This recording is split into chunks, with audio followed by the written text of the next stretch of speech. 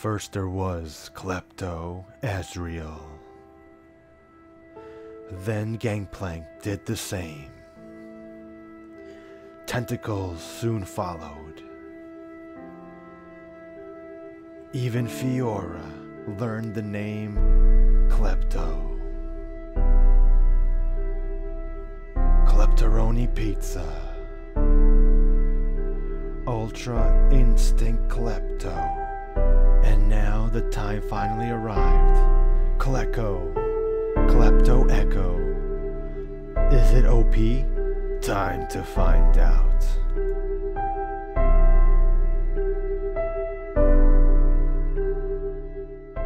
What up guys, Maxske here and I'm bringing you another Ekko video. And in today's video I'm going to be discussing KLEPTO EKKO. So recently Shifter has been playing KLEPTO EKKO, some other people have been playing KLEPTO EKKO. So I started playing KLEPTO EKKO to see, is it worth it? So in this video I want it to be more of a discussion video. I'm going to give the room page of KLEPTO EKKO, and then I'm going to discuss the pros and cons. And you guys could give me your advice, give me your feedback, give me your pros and cons, all in the comment section below. I'll reply to all your comments. I want this to be a discussion video where I'm talking to you directly and you're talking to me. So let's get right into it. So for the room page for KLEPTO EKKO, obviously you go KLEPTO. And if you don't know what KLEPTO is, basically the point of KLEPTO is after you use an ability, your next auto attack will give you a reward. There is a slight cooldown, so you can't just press E auto, press Q auto. It doesn't work like that. There is a slight couple of second delay. So primarily you click E and then you hit the enemy and you'll get a reward, or you click Q auto attack, get a reward, or W, or any ability. The next auto attack will give you a reward, but the easiest way to do this is with your E, because you just will automatically fly to them and guarantee a hit. So with KLEPTO you could get 5 gold, which is the worst reward. You could get potions, elixirs, biscuits, gold sacks, which should give you random gold. So it gives you quite a bit of stuff. On top of that, the inspiration tree gives you 20% extra duration on your elixirs and potions. So that does help your laning phase a lot, which is one of the pros that I'll talk about later. But, so yeah. And then perfect timing. You could take perfect timing or biscuit delivery. It depends. I would say this entire room page bases itself on the matchup. Like if you're versing a Zed, Talon, any AD champion that you would want to build Zhonya's for, Stopwatch is better. But if you're versing a poke champion, like an AP poke champion, whoever's going to auto attack you, then I think biscuit delivery might be better because you'll have more sustain in lane. The third one would be magical footwear. You could technically go something else, but I think magical footwear may be the best one because it does give you bonus movement speed, like that plus 10 movement speed. It gives you a free boots, which saves you 300 gold, and then it makes the upgrade cheaper a little bit, so it saves you a little bit more gold.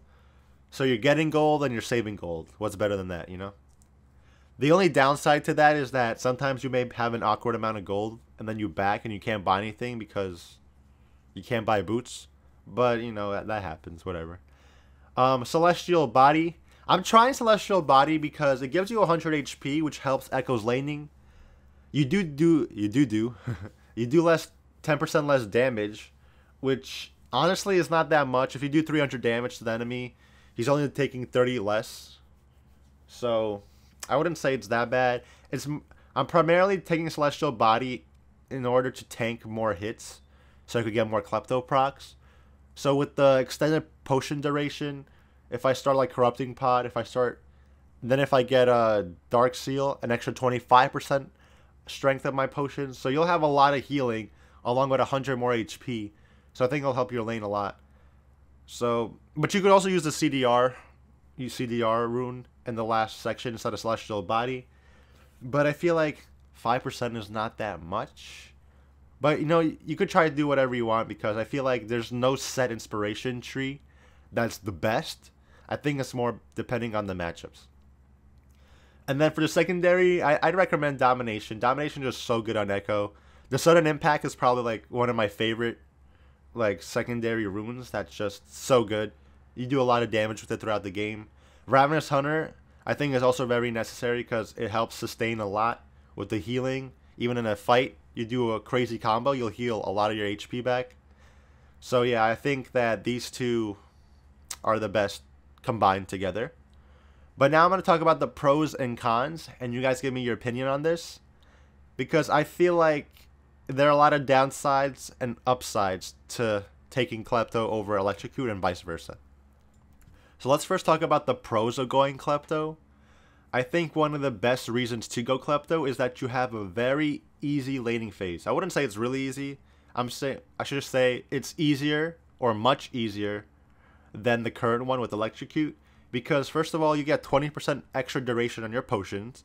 So if you start refillable Dark Seal with the Dark Seal buff to potions, you'll get 45% total strength to your potions, which helps you a lot with sustain.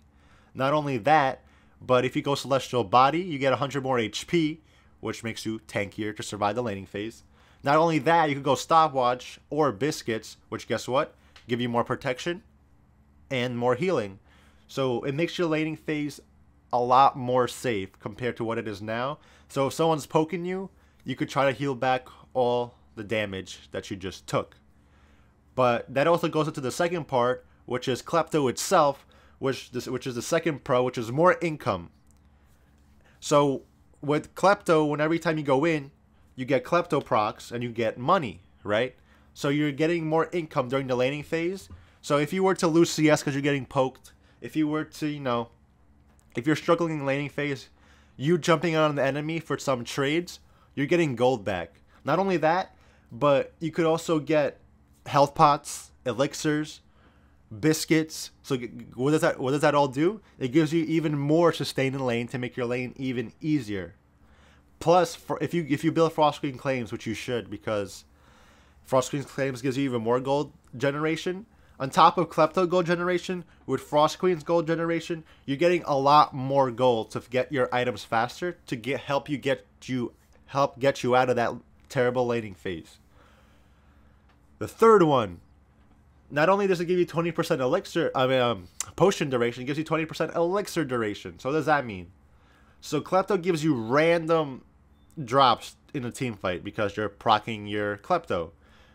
A good amount of the time, you get Elixir of Iron, Elixir of Sorcery, some weird attack damage potions, some adaptive potions. It gives you random stuff during a fight. So you could potentially die in a fight, but your last E gives you an Elixir of Iron. Boom, you become a little bit tankier. Or it gives you an Elixir of Sorcery, you get stronger. And that is 20% longer. And they like stack on top of each other. So if you get a potion, you could also get an Elixir. You could also get like the thingy in ARAM, which lets you see invisible objects like wards and like stealth enemies. So it's like you get all this stuff during a team fight, which is really good. And lastly, I think Klepto Ekko is very fun. Like regardless if I win or lose, playing Klepto Ekko is just fun. Maybe just for me because I love getting free items. I don't know. It's just something about getting the +5 free item. It's just fun to, like, you know, it's fun to see. So like Klepto Ekko has made playing Ekko more fun for me, regardless of winning or losing. I don't know. That's just me. But yeah, those are the pros. Let's talk about the cons. Okay, now let's talk about the cons of going Klepto. So the biggest con that you will obviously feel is you lose so much burst mid and late game. And why do you lose so much burst? Because you don't have Electrocute. And Electrocute is really good in mid late game because you could 100-0 somebody very easily.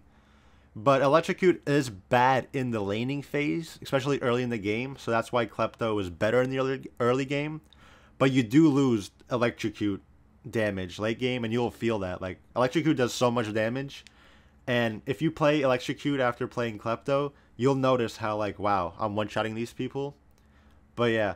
And also, not only that, you lose Sorcery secondary if you go Klepto because you want to take Domination secondary.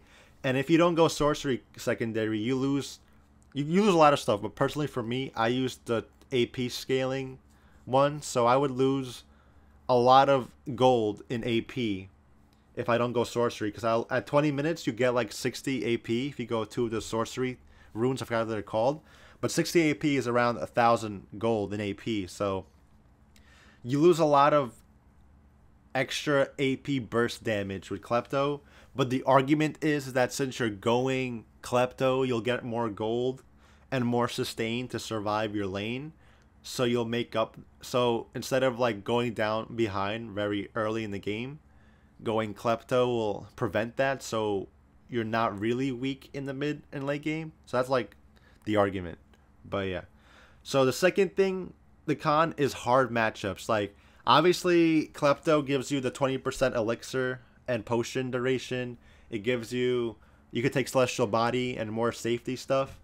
But hard matchups are hard matchups. Like, even if you're going Klepto, you are benefiting with more sustain.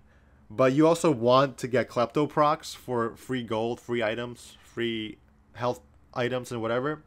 But if you're versing someone who has point and click CC like Rise, if you're going somebody who has like a stun like Zoe, or a charm like well, Zoe has a sleep, but you know what I'm saying, a charm and Ari, any champion that can CC you and damage you, or any champion that can out damage you if you go in, is really hard for Klepto, because you're not getting Klepto procs, so you're not getting that much extra gold. You are getting sustain, but you're losing the half of Klepto, which is the free gold. Because if you go in, you're probably going to die, regardless how much sustain you have. If you're going to jump into a Jace as Echo level 2 to get a Klepto proc, he's going to out-damage you 100%. Like, some champions will just out-damage you regardless of how much sustain you have. So sometimes hard matchups are really hard for Klepto. But then again, for Electrocute, with Electrocute, you still can't out-damage someone like Jace. And you can't really jump into somebody like Zoe unless she wastes her E. So Electrocute has, I would say, even worse matchups than Klepto. But yeah, Echo just has hard matchups. And the last con, I'd say, is that sometimes you get RNG'd so hard. If you don't know what RNG is, it's called random number generator, which basically means you randomly get an item from Klepto, or you may get nothing from Klepto, just gold. So there could be a game where like you're getting really good RNG, where like you're getting health pots a lot, you're getting gold sacks a lot, and then there are some games that I play where I just get 5 coins, 5 coins, 5 coins, like 5 times in a row. So there is that RNG aspect of it. So yeah, those are the cons in my opinion. So my final thoughts on Klepto is that we just need to wait some more time to see what's the best for Echo, because right now, Klepto and Electrocute, I think both have the same amount of pros and cons. I didn't discuss Electrocute's cons, but you could assume that Electrocute has a really bad early game. Electrocute does have a long cooldown. Electrocute, if you use it once in a team fight, you won't be able to use it again. So if you waste it on a tank, then I'm sorry. But Klepto has a better, much better laning phase, and Klepto can work multiple times in a fight. So like they literally have the same amount of pros and cons, but in different situations. So I think they're pretty much the same in terms of how good they are. In the end of the day, it's how good you make it. If you play Electrocute bad, you'll play Klepto bad. If you play Klepto bad, you'll play Electrocute bad. You gotta play good for it to work, you know? You gotta play good, you gotta play well, I should say. But for the most part, Frost Queen's claim is getting changed in 8.2, which is probably a month or a couple of weeks away in a patch. So maybe Frost Queen's Echo will be dead, and we'll have to use Klepto for extra gold. Or maybe something new will pop up, something will get buffed, and Electrocute will be better. Right now, I don't think there's a definitive answer what's the best Echo build. But I feel like within the first 2 months of the new season, which starts in 6 days, I could give you a definitive answer what will be the best type of Echo, because there's going to be a lot of changes coming. So I'll keep you guys updated. So I hope you guys enjoyed the video. Leave your opinions and comments down below. I'll reply to all of them. You guys could talk amongst yourselves also. I want to build a community here of Echoes and non-Echoes. So yeah, I hope you guys have a great day, and I'll see you in the next one.